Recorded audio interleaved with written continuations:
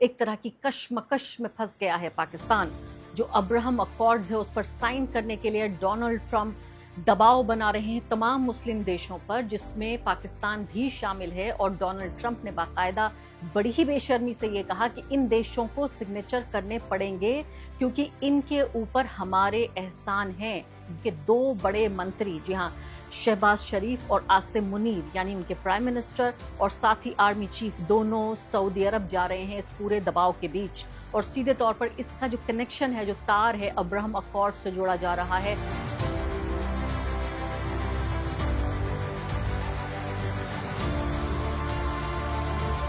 America की जो दुश्मनी है वो तो नुकसान आपको नहीं कर सकते, लेकिन अमेरिका की जो दोस्ती है वो आपके लिए घातक होती है। कि इतिहास उसका, तारीख इस बात की गवाह है। जिसने जिसने अमेरिका का गेम खेला है, वो चाहे वो सद्दाम हुसैन हो, चाहे वो लीबिया हो, जिसने वो नुकसान उसने उठाया है। नमस्कार, इस खास कार्यक्रम में आपका स्वागत है। मैं हूं आरफा खानम शेरवानी। हम ईरान और अमेरिका के बीच जो पीस डील चल रही है उस पर लगातार हम आपको अपडेट दे रहे हैं। और अपडेट इस वक्त ये है कि कोई भी शांति की बात पर समझौता नहीं हो रहा है।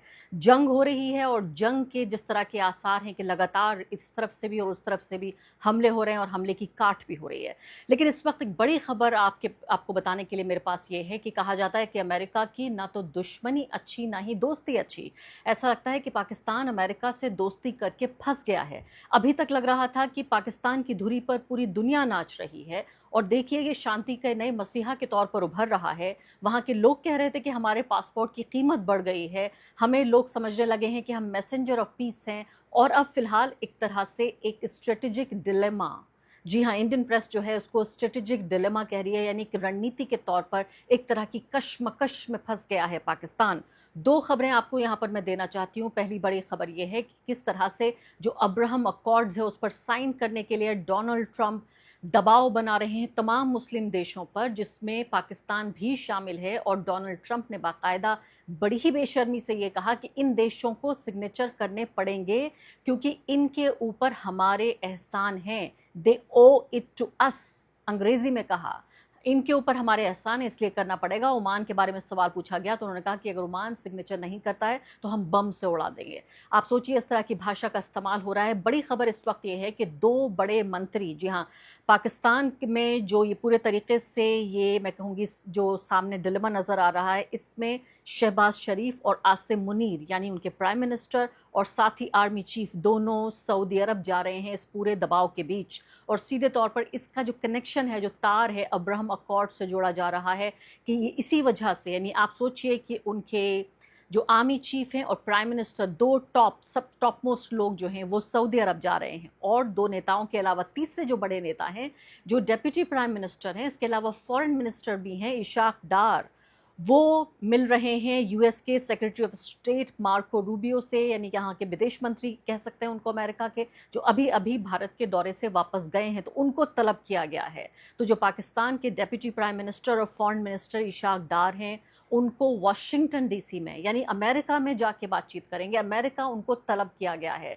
तो एक तरफ आप देख रहे हैं कि उनके आर्मी चीफ और प्राइम मिनिस्टर सऊदी अरब जा रहे हैं, और इधर एक ही व्यक्ति जिनके पास दोनों चार्ज हैं, डेप्यूटी प्राइम मिनिस्टर और साथ ही फॉरेन मिनिस्टर, उनको बाकायदा अमेरिका तलब किया गया है। तो तीनों बड़े, यानी तीनों जो सबसे टॉप नेता हैं, वो फिलहाल इसी पूरी कश्मकश में फंसे हुए हैं, इस पूरे मैं कहूँगी मझधार में फंसे हुए हैं। आखिर कैसे निकलेगा पाकिस्तान इस मझधार से, जो उसके लिए एक बड़े मौके, अपॉर्चुनिटी के तौर पर उभर रहा था, अब ये एक संकट के तौर पर उभर रहा है। इन तमाम मुद्दों पर बातचीत करने के लिए और ये भी जानने के लिए कि आखिर ये पीस डील होगी तो होगी कैसे, यानी एक तरफ हो जाए बात, या तो जंग ही हो जाए या फिर अमन ही हो जाए, कुछ तो हो। हमारे साथ शोभन सक्सेना इस वक्त मौजूद हैं, ब्राज़ील से, साओ पोलो शहर से सीधे सीधे हमारे साथ जुड़ रहे हैं। ब्राज़ील कई बार, शोभन कई बार पाकिस्तान जा चुके हैं और आखिरी बार उन्होंने मुझे बताया 2009 में गए थे। वहाँ जो हैं उन्होंने जनरल इलेक्शंस को कवर किया था। उस वक्त बेनज़ीर भुट्टो बनी थी नेता वहाँ की, और उनसे हम बातचीत करते हैं। सुबह सुबह हमारे साथ जुड़ रहे हैं। बहुत बहुत शुक्रिया शोभन इस बातचीत में हिस्सा लेने के लिए। शोभन, सबसे पहले तो मुझे बताइए कि हम लगातार पिछले इतने दिनों से ये शांति वार्ता की बातचीत सुन रहे हैं, शांति आएगी या नहीं आएगी? अब शांति को लेकर धमकियां दे रहे हैं डोनाल्ड ट्रंप। पहले तो कह रहे हैं कि तमाम मुस्लिम देशों को ये शामिल होना पड़ेगा इसमें, जो अब्राहम अकॉर्ड्स है, और इसके बाद नई बात यहाँ तक उन्होंने कह दी कि ओमान को हम बम से उड़ा देंगे। अगर ओमान हमारी बात नहीं मानता? पहले तो बहुत शुक्रिया आरफा अपने अपने प्रोग्राम में दावत देने के लिए। मुझे लगता है कि डोनाल्ड ट्रंप जो है वो संधि के लिए, शांति के लिए तैयार नहीं है। क्योंकि आपने जैसे कहा, जिस तरह के बयान आ रहे हैं वॉशिंगटन से और जिस तरह की धमकियाँ दी जा रही हैं, और हर एक रोज़ गोल पोस्ट बदला जा रहा है कि एक दिन वो कहते हैं कि इस तरह की संधि होगी, दूसरे दिन कहते हैं कि संधि नहीं होगी, हमको न्यूक्लियर उनका पूरा मटेरियल चाहिए। तो चाहते हैं क्या, वो बात साफ नहीं, वो तो शुरू से ही साफ नहीं है।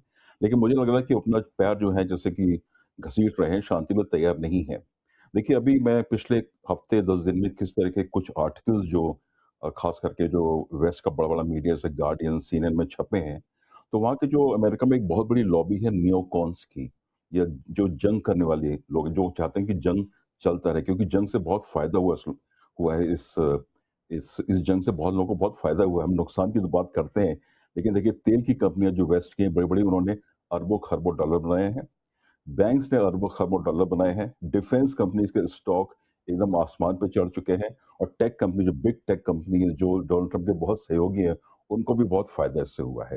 तो ऐसा नहीं कि केवल नुकसान ही हो रहा है, कुछ लोग जंग जब होती है कुछ लोग उसका फायदा उठाते हैं, उन लोगों को फायदा हो रहा है। तो ये है। तो वो आप डोनाल्ड ट्रंप पे प्रेशर डाल रहे हैं कि वो डील ना करें। रॉबर्ट केगन जो सबसे बड़े नियोकॉन के महापंडित हैं, जिन्होंने नियोकॉन की शुरुआत की अमेरिका में, उन्होंने एक आर्टिकल लिखा कि ईरान के साथ युद्ध करके, जंग करके अमेरिका हार रहा है। ये एक प्रेशर टैक्टिक्स है, क्योंकि उनको पता है कि डोनाल्ड ट्रंप इस बारे में बहुत संवेदनशील हैं, बहुत सेंसिटिव हैं कि उनके बारे में मीडिया में क्या छपता है। वो तो मीडिया के ही क्रिएशन है, तो वो 24 घंटे मीडिया में ही रहते हैं, और ये लॉबी उन पे जोर डाल रही है। दूसरी बात, डोनाल्ड ट्रंप का एक बयान आया कि ईरान चाहता है कि किसी तरह से ये जो युद्ध है, ये जंग है, और जो डील होने वाली है, वो मिड टर्म इलेक्शंस जो अमेरिका में होंगे नवंबर में, उस तक टल जाए। वही चाहते हैं। मेरे ख्याल से डोनाल्ड को खुद चाहते हैं कि मिड टर्म्स तक ये डील ना हो पाए, क्योंकि अगर अभी डील होगी तो बात बिल्कुल साफ है कि ईरान की शर्तों पे होगी, क्योंकि ईरान अपनी पोजीशन से डगमगाने वाला नहीं है। उन्होंने अपनी रेड लाइंस खींच दी हैं, उनकी पोजीशन बिल्कुल साफ है, और अमेरिका को समझौता करना पड़ेगा, और अमेरिका अब स्थिति में नहीं है, ना इसराइल स्थिति में नहीं है कि दोबारा से जंग शुरू करें। हालांकि छोटी मोटी बमबारी वो कर सकते हैं, कोई नुकसान कर सकते हैं, तो जंग शुरू करने की हालत में वो नहीं है, स्थिति में नहीं है, और डील करने की स्थिति में भी नहीं है, क्योंकि शोभन, ये उनको तो जो एक अजीब सी स्थिति हो गई कि ना ही जंग होगी ना शांति होगी, तो होगा क्या? हमारे जैसे देश, हमारा जैसा खित्ता, जो आप देखिए आज करोड़ों लोग भारत में बेहद परेशानी का जीवन जी रहे हैं। सरकार ये कह रही है कि भाई अपना अपना देख लीजिए। प्रधानमंत्री ने खुद ये कहा कि जैसे हम कोरोना के टाइम पे तैयार हुए थे वैसा हमें तैयार होना पड़ेगा। बड़े बड़े इंडस्ट्रियलिस्ट ये कह रहे हैं कि बहुत बड़ा खतरा आने वाला है। इस तरह से बातें हो रही है, तो हम जैसे लोग क्या इस बात को क्या समझें? ये अनिश्चितता जो हमें दिख रही है, इसमें कुछ तो हमें ऐसी बात बताइए कि कब तक शांति होगी, या जंग होगी तो कब तक जंग होगी? देखिए, मुझे लगता है कि इसको खींचना चाहते हैं वो अक्टूबर नवंबर तक, क्योंकि नवंबर में वो मिड टर्म इलेक्शंस होंगे। हालांकि उनसे जब पूछा गया इलेक्शंस के बारे में, उन्होंने कहा कि मुझे इस बात की परवाह नहीं है, मैं फिक्र नहीं करता इलेक्शंस में क्या होगा। बात साफ नहीं, कोई भी जो राजनीतिक है, पॉलिटिशियन, उसको इस बात की चिंता होती है। खास करके अमेरिका में मिड टर्म्स बहुत जरूरी है। अगर उनकी कांग्रेस में और सेनेट में उनकी जो मेजोरिटी है चली गई, तो लिम डक प्रेसिडेंट हो जाएंगे, जैसे अमेरिका में कहा जाता है। उनकी कोई शक्ति, उनके पास कोई पावर कुछ बचेगी ही नहीं। लेकिन उनसे जब पूछा गया इकोनॉमी के बारे में कि अमेरिकन जो है इकोनॉमी सफर हो रही है, लोग सफर कर रहे हैं, तो उन्होंने कहा मैं इसकी बात की मुझे फिक्र नहीं है, अमेरिका में क्या हो रहा है। मैं जो ईरान को चाहता हूं कि ईरान किसी भी तरह से न्यूक्लियर बॉम्ब नहीं बनाए। तो उन्होंने देखिए, जिस तरह की उनकी शख्सियत है डोनाल्ड ट्रंप की, जिस तरह का उनका मिजाज है, वो तो कुछ भी कर सकते हैं। एक दिन एक बात बोलते हैं, दूसरे दिन कुछ बात बोलते हैं। लेकिन हमारे एक जर्नलिस्ट के नाते या एनालिस्ट के नाते हमारा काम है कि हम कड़ियों को जोड़ के देखें कि हालांकि क्या हो रहा है। क्या जंग से फिर से शुरू हो सकती है? नहीं हो सकती, बहुत मुश्किल है, क्योंकि ईरान ने साफ कर दिया है अगर आप बमबारी करेंगे तो ऐसा पलटवार होगा दुबई पे, कुवैत पे, और भी हुआ भी। जैसे उन्होंने थोड़ा ईरान में कुछ टारगेट किया, तो ईरान ने तुरंत कुवैत पे हमला किया ठीक है। तो जो उनके अभी देखिए, उन्होंने कहा था ऑपरेशन फ्रीडम करके एक बहुत बड़ा उन्होंने ऑपरेशन लॉन्च किया कि हम स्ट्रेट ऑफ हॉर्मुज को खोल देंगे। जो उनके बहुत बड़े सहयोगी या पिट्ठू देश हैं, सऊदी अरेबिया और कुवैत, उन्होंने उसमें पार्टिसिपेट करने से मना कर दिया। तो देखिए, अमेरिका की हालत बहुत खराब है खाड़ी में इस वक्त। आपके सहयोगी आपके साथ नहीं है, वो आपके साथ खड़े नहीं होने चाहते हैं। हालांकि यूएई भी बहुत बड़ी बातें कर रहे थे पहले, लेकिन अभी वो घबरा गए, क्योंकि ईरान ने जिस तरह का संदेश उनको दे दिया है कि सीधे इस बार उनके प्लांट्स पे, उनके जो एनर्जी के प्लांट्स हैं, उनके जो पानी के प्लांट्स हैं, उस पर हमला होगा इस बार। जी। तो वो भी लड़ने की स्थिति में नहीं है। तो जो आपके जो सहयोगी है लड़ने की स्थिति में नहीं है। इसराइल की स्थिति बहुत अच्छी नहीं है, बहुत खराब हालत में इसराइल भी है। हालांकि इसराइल एक ऐसा देश है जो चाहता है कि जंग चलती रहे, उनका तो क्योंकि पूरी सियासत नेतन्याहू किसी जंग पे आधारित है, वो चाहते हैं कि पूरे उस खित्ते में जंग चलती रहे। लेकिन मुझे लगता है कि अभी डील होने की संभावना कम लग अगले रही है 10 आपको। दिनों में 5 दिनों आपने में सऊदी बहुत अरब कम का है। जिक्र किया, आपने यूएई की भी बात कह ली, मैं तो इजिप्ट का भी जिक्र कर लूं, लेकिन सबसे ज्यादा जिस पिट्ठूपन की आप बात कर रहे हैं, पाकिस्तान एक बड़ा करीबी दोस्त बन के उभरा, हमारा पड़ोसी देश भी है। हमारे जैसे भी रिश्ते हों, चाहे अच्छे हों या बुरे हों, रिश्ते तो रिश्ते हैं और पड़ोसी तो आप बदल नहीं सकते। मैंने कई कार्यक्रम किए ये बताने के लिए कि पाकिस्तान का कैसे एक तरह की डिप्लोमेटिक जीत हो रही है। अगर देखें कि एक बहुत बड़े साइज का देश नहीं है, अगर हमारे खत्ते के हिसाब से देखें तो छोटा देश है, अगर दुनिया के हिसाब से देखें तो एक मिडिल साइज मीडियम साइज देश है। उसके बावजूद भी आप ये देखिए वहाँ पर एक तरह का एक कल्चरल लोगों में एक पॉपुलिज्म देख रहे थे हम कि पाकिस्तान के पासपोर्ट की इतनी अहमियत बढ़ गई है। देखिए दुनिया की इतनी बड़ी जंग हो रही है, उसमें पाकिस्तान एक शांति का मसीहा बन के उभर रहा है, एक पीस प्रोसेस का हिस्सा हो रहा है। लेकिन अचानक आप देखिए, जैसे कहते हैं कि जज्बात बदल गए, हालात बदल गए। पाकिस्तानी क्रिकेट फैन का ही एक ये डायलॉग है जो मैं आपके सामने रख रही हूँ। इससे पहले हम देख रहे थे कैसे जो एयर मार्शल आसिम मुनीर हैं उनसे लेकर और उनके प्राइम मिनिस्टर तक बिल्कुल कह रहे थे डोनाल्ड ट्रंप के लिए कि तुम दिन को कहो रात तो हम रात कहेंगे, जो तुमको हो पसंद हम वही बात कहेंगे। अब पूरे तरीके से पॉपुलर सेंटिमेंट यहाँ पाकिस्तान में खिलाफ हो रहा है इस अब्राहम अकॉर्ड को ज्वाइन करने के लिए। क्या आपको लगता है कि पाकिस्तान ऐसी गलती करेगा, उसकी सरकार, या उसके पास कोई और ऑप्शन है ये कहने के लिए कि मैं नहीं ज्वाइन करूंगा तो क्या करूंगा? और आगे बढ़ने से पहले एक अदना सी गुजारिश कि आप मेंबर बनिए मेरे चैनल का आरफा खानम शेरवानी। अगर आप मेंबर बनते हैं, आपके समर्थन से आप मेरा हाथ मजबूत करेंगे, इतना मजबूत कि मैं सत्ता का कॉलर पकड़ के सवाल पूछ सकूंगी और जो हमारे समुदाय में हाशिए के जो तबके हैं उनकी आवाज़ उठा सकूंगी। आप यकीन जानिए आपका एक छोटा सा सहयोग मेरे लिए इतना बड़ा होगा जिसके लिए आप अंदाजा भी नहीं लगा सकते।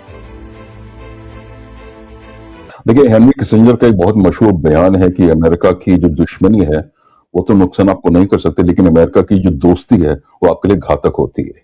ये उनका एक बयान है, बड़ा मशहूर बयान, और ये उसकी इतिहास, उसका तारीख इस बात की गवाह है। जिसने जिसने अमेरिका का गेम खेला है, वो चाहे वो सद्दाम हुसैन हो, चाहे वो लीबिया हो, जिसने वो नुकसान उसने उठाया है। हालांकि आपने सही बात की, पाकिस्तान छोटा देश है, उनकी इकोनॉमी भी शायद 300-400 बिलियन डॉलर की इकोनॉमी है। लेकिन देखिए अरफा, 1950 के दशक से पाकिस्तान अमेरिका के संबंध बड़े अच्छे रहे हैं, खास करके जो सिक्योरिटी के जो दायरा है उसमें हमेशा बड़े अच्छे उनके संबंध रहे हैं।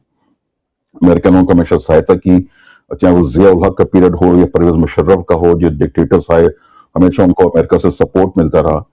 और ये भी जो अभी की जो सरकार है शहबाज शरीफ की और आसिम मुनीर की जो है, ये भी अमेरिका मेहरबानी से है, ये बिल्कुल साफ है। अभी जो एक अभी ड्रॉप साइट ने एक रेवोल्यूशन किया है, जो एक वो सिफर आया है कि किस तरह से इमरान खान की सरकार को गिराया गया, किस तरह से इमरान खान को जेल में भेजा गया। और ये बात सच है कि इमरान खान, चाहे वो उनमें लाखों बुराइयां हो सकती हैं, उनकी सियासत हम शायद हमसे एग्री नहीं करें, लेकिन अभी भी वो पाकिस्तान के सबसे ज्यादा पॉपुलर लोकप्रिय नेता अभी पाकिस्तान के वही हैं। तो आप जब, लेकिन देखिए ये तो उनके जितनी भी खामियां उसमें हो सकती है वो अलग बात है, लेकिन पाकिस्तान की एक बात की दाद देनी पड़ेगी कि उनकी डिप्लोमेसी ऐसी है कि वो चीन के साथ भी संबंध बना के रखते हैं और अमेरिका के साथ भी संबंध बना के रखते हैं। ये बैलेंसिंग एक बड़ा मुश्किल काम है, कैसे करते हैं। रूस के साथ भी उनके संबंध काफी अच्छे हुए हैं, और वेस्ट, जो कि भारत के लिए बहुत एक चिंता की बात है, वेस्ट एशिया में उनकी पकड़ है ही और वहां पर उन्होंने अपना कदम रख दिया है। लेकिन इन सब के बावजूद मुझे नहीं लगता कि पाकिस्तान का कोई भी नेता इजराइल को मान्यता देके अब्राहम अकॉर्ड्स को ज्वाइन करके सरवाइव कर सकता है।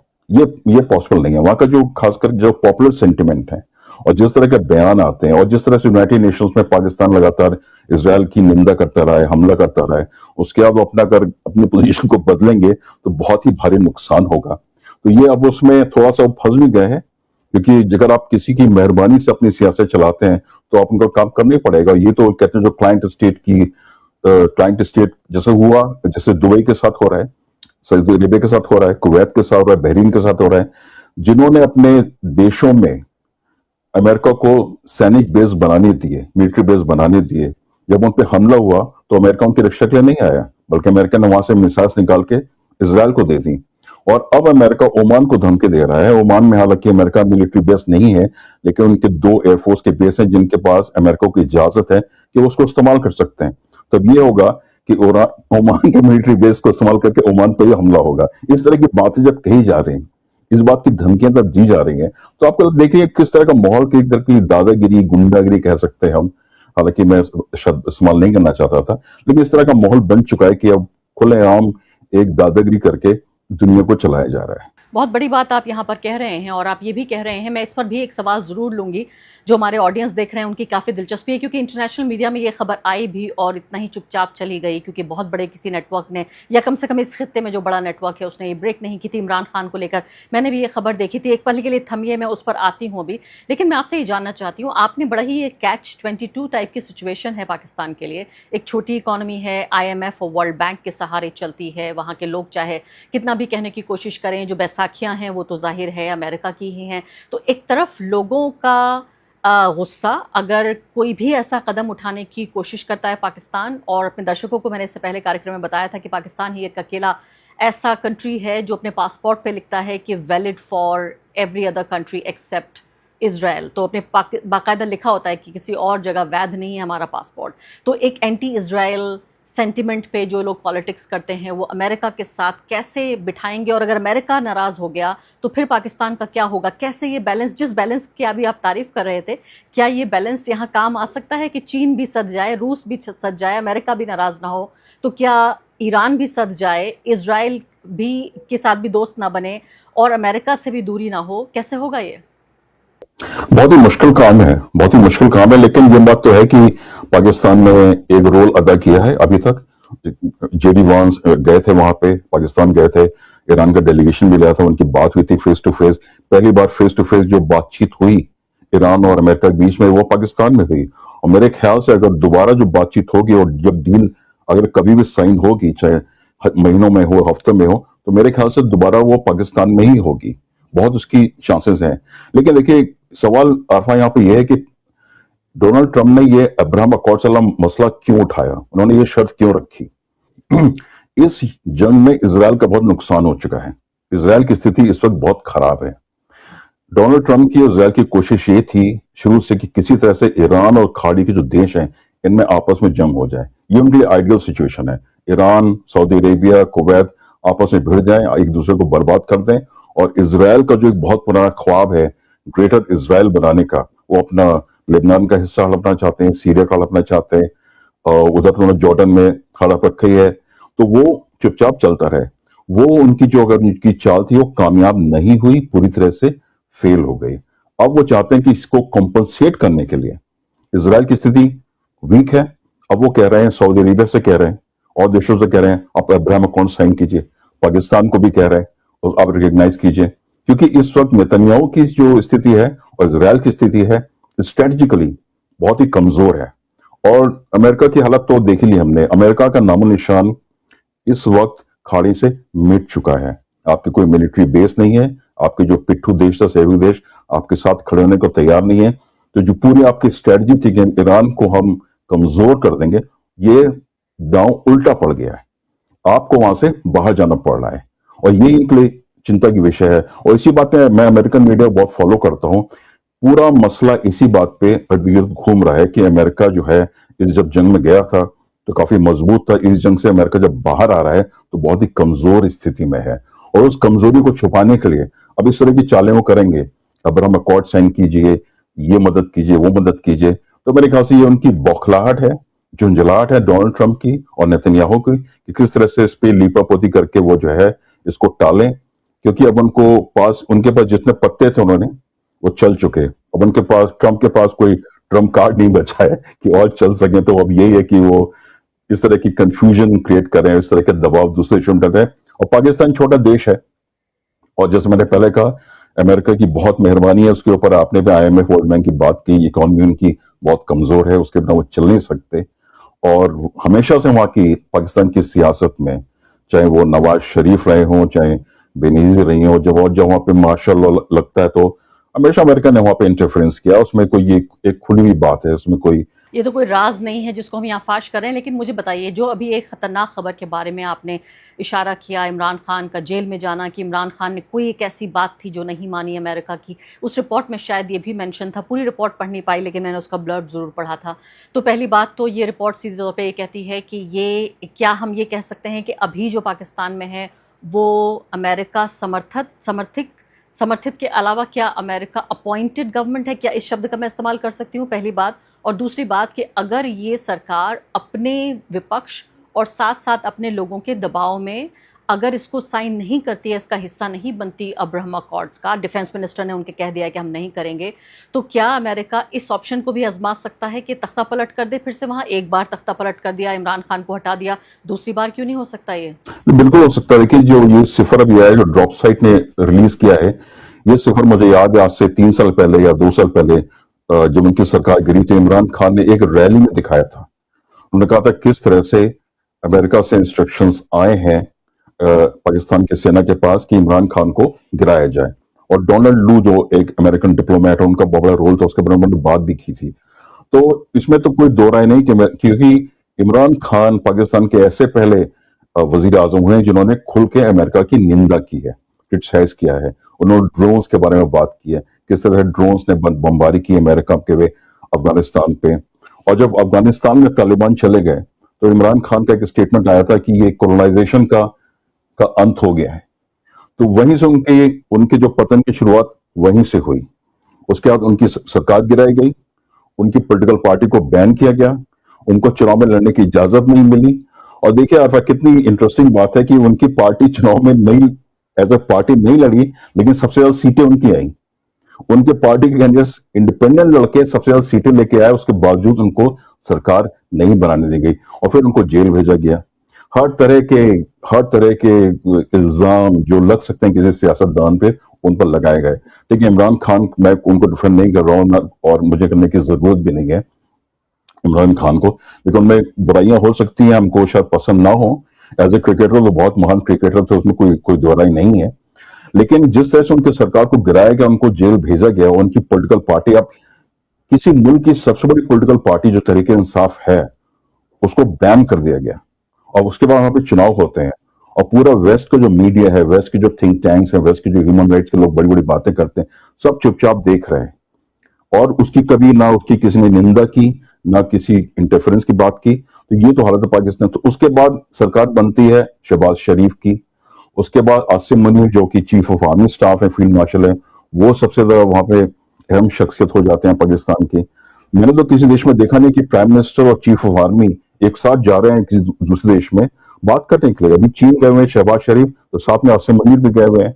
आसिम मुनीर तेहरान भी जाते हैं, वॉशिंगटन भी जाते हैं, तो वहां के वो एक तरह से तो देखिए, अमेरिका का हाथ उनके इस सरकार के ऊपर नहीं होगा तो नहीं चल सकती। तख्तापलट करने की मुझे लगता है क्योंकि अब वहां पे कोई विकल्प है नहीं। इमरान खान का विकल्प तो खत्म हो गया, उनको आपने जेल भेज दिया, उनकी पार्टी को बैन कर दिया, वो विकल्प अब है नहीं। तो जो पीएमएल है, नवाज शरीफ और शहबाज शरीफ की पार्टी है, इसी के साथ वो काम करेंगे। पीपीपी काफी कमजोर हालत में है। जरदारी जी को उन्होंने वहां का प्रेसिडेंट बनाया हुआ है, उनमें भी एक साठगांठ गठबंधन है, तो उनके भी रिलेशंस अमेरिका से, वेस्ट से काफी अच्छे रहे। तो मेरे ख्याल से वेस्ट के सपोर्ट से अब यही सरकार चलेगी। और जब आसिम मुनीर इतने वहां पे स्ट्रॉन्ग फील्ड मार्शल हैं, तो उनको हटाना मेरे ख्याल से बहुत ही मुश्किल होगा। लेकिन पाकिस्तान के लिए भी वो मुश्किल की घड़ी है, उनको काफी बहुत जो मुश्किल की बैलेंसिंग घड़ी, और एक्ट है जमीन उसमें पर भी बहुत देखिए बैलेंसिंग उन्हें करना काफी पड़ेगा। परेशानी है। पॉपुलर सेंटिमेंट पूरी तरीके से अगेंस्ट जा रहा है, जो एक तरह से एक मौका लग रहा था, अभी वो पाकिस्तान के लिए क्राइसिस बन गया है। और आपकी बात से मैं बिल्कुल सहमत हूँ। जो हेनरी किसिंजर ने कहा था कि हमारी दोस्ती से ज्यादा, हमारी दुश्मनी से ज्यादा हमारी दोस्ती बुरी है। बिल्कुल संक्षेप में आखिरी सवाल, आप ये कह रहे हैं कि ना शांति होगी ना जंग होगी, अब्राहम अकॉर्ड्स को लटका कर एक तरह से हमारे सामने दिखाकर ये बताने की कोशिश होगी कि देखिए बातचीत हो रही है, और इसको किसी तरीके से अक्टूबर नवंबर तक खींच लेने की, जब मिड टर्म इलेक्शन होंगे तब तक कोशिश करेगा अमेरिका, और तब तक हमारे जैसे देश भी लिम्बो में रहेंगे। देखिए, अमेरिका की कोशिश होगी कि वो जो संधि करे तो अपनी शर्तों पे करे, और ईरान उसके लिए तैयार है नहीं अभी, और मुझे लगता नहीं कि ईरान मानेगा। तो इस तरह के और जो बयान डोनाल्ड ट्रंप के रोज आ रहे हैं, रोज रोज बयान बदल रहे हैं। अभी भी मैं हेडलाइन देख रहा था सीएनएन में कि डील हो गई है, लेकिन उस पर डोनाल्ड ट्रंप अभी साइन करने के लिए तैयार नहीं है। परसों कुछ और हेडलाइन चल रही थी कल उनका बयान कुछ और आ सकता है। तो जब वो मुझे लगना कि अगर संधि होने वाली होती तो अभी तक उसकी एक रूपरेखा उभर के आ गई होती। वो आई नहीं है। इसको लटका के रखेंगे, या तो वो इस प्रेशर डालेंगे जो खाड़ी के देशों पे है, पाकिस्तान पे, कि वो प्रेशर डालें, ईरान के ऊपर, चीन से बात करेंगे, कोशिश करेंगे तो ईरान के ऊपर दबाव डालें, लेकिन मेरे ख्याल से ईरान पर दबाव काम नहीं करेगा और ये मामला ऐसे लटका रहेगा। और दुनिया की जो, देखिए वो पहले कह चुके हैं कि होर्मुज की खाड़ी बंद है, उसको हमको फर्क नहीं पड़ता है, अमेरिका को फर्क नहीं पड़ता, आपके पास तेल नहीं है तो आके हमसे तेल खरीद लिए। और वही कोशिश कर रहे हैं। वो भारत को वेनेजुएला का तेल बेचने की कोशिश कर रहे हैं। वो चाहते हैं कि भारत अमेरिका से तेल खरीदे। देखिए अमेरिका को तो इसमें फायदा ही फायदा है। फिर से अगर आप हम इकोनॉमी के दृष्टिकोण से देखें, अमेरिका को तो फायदा हो रहा है, उनका तो पैसा बन रहा है, ना तो उनके सैनिक मारे जा रहे हैं, उनका तो नुकसान है नहीं। लेकिन उनकी जो एक सामरिक दृष्टिकोण से अमेरिका की शिकस्त हो चुकी है, उसमें कोई दो राय नहीं है। और इससे उभरने के लिए अमेरिका को बहुत टाइम लगेगा। बिल्कुल, बहुत बहुत शुक्रिया आपका। उम्मीद तो आपने कोई नहीं दी शोभन हमें, मुझे पता है कि जब उम्मीद है नहीं तो कहाँ से आप उसे लेकर आएंगे, लेकिन उम्मीद मैं सोच रही थी कि कोई ऐसी बात आप बताएंगे जो दर्शकों को हम ये बता देंगे कि देखिए ज़रा इस तारीख और इस दिन तक इस जंग के ख़त्म होने के आसार हैं। मुझे लगता है कि ये इतना मुश्किल सवाल है जिसका जवाब किसी के पास नहीं है। कुछ और चर्चाएँ आपके साथ करेंगे और उम्मीद है कि हम दर्शकों को कुछ ऐसी पुख्ता जानकारियाँ देते रहेंगे जिससे उन्हें कम से कम कुछ जो है स्थिरता का एहसास हो। बहुत बहुत शुक्रिया आपका।